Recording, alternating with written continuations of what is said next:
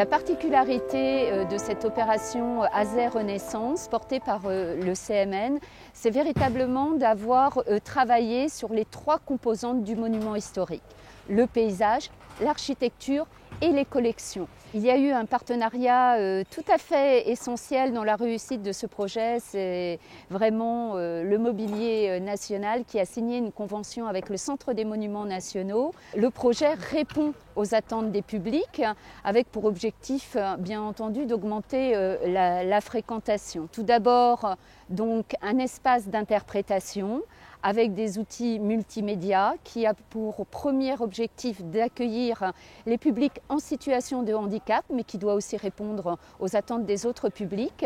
Nous avons ensuite les œuvres de Pietzo et de Peter King au premier étage. Ces artistes, en fait, avaient pour cadre de travail les collections du château et ils ont choisi comme source d'inspiration à la fois Psyché et en même temps Armide, qui sont des personnages donc de la mythologie qu'on retrouve dans les tapisseries du château.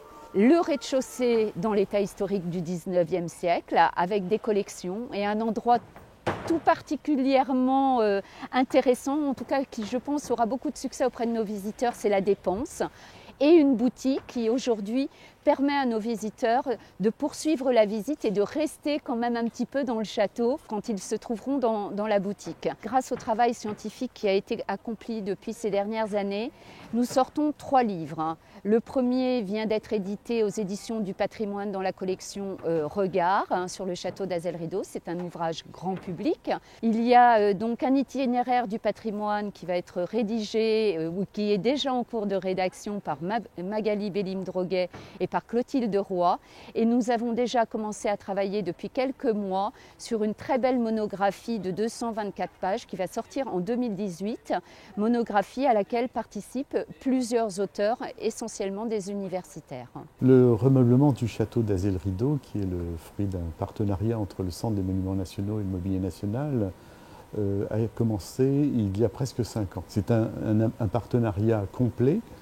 C'est-à-dire que le Mobilier National a fourni l'ameublement, il y a 134 pièces exactement, il a fourni l'ameublement et il a participé aux frais de restauration de cet ameublement, puisque tout ce qui était restauré au sein de ces ateliers au Mobilier National à Paris a été pris en charge par le Mobilier National. Ça a été un véritable enjeu, un challenge réel pour les ateliers du Mobilier National, de faire ces 19 rideaux, ce bandeau de cheminée dans le salon, ces paires de portières. Ça a été quelque chose de très stimulant et qui, ma foi, ça peut inciter à renouveler l'expérience quand elle est réussie. Aujourd'hui s'achève l'opération de restauration des façades et couvertures du château d'Azay-le-Rideau, qui comportait le remplacement complet de la couverture par de l'ardoise. Une attention particulière a été portée à la qualité des ardoises de substitution et également un volet très particulier qui concerne l'ornementation de toiture, composée d'épis, de tables de plomb, de faîtage exceptionnel, puisque dans le déroulement du chantier, on a pu confirmer l'authenticité de ces parties. Les façades également ont été restaurées. On a des façades qui sont dans un milieu relativement humide, puisque le château est posé sur l'eau. Couverte de lichen et donc on a en quelque sorte redonné donc une clarté aux façades exposées au nord et à l'ouest qu'il avait quelque peu perdu ces dernières décennies.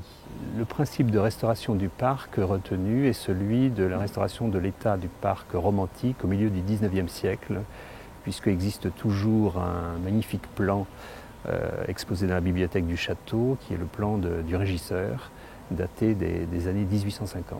Donc vous êtes ici dans la salle à manger du château d'Azay-le-Rideau, restitué, remeublé donc selon l'état connu au milieu du 19e siècle.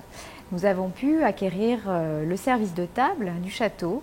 À partir de ce service, nous avons restitué une table dressée correspondant donc au goût et aux usages des marquis à Azay au milieu du 19e siècle.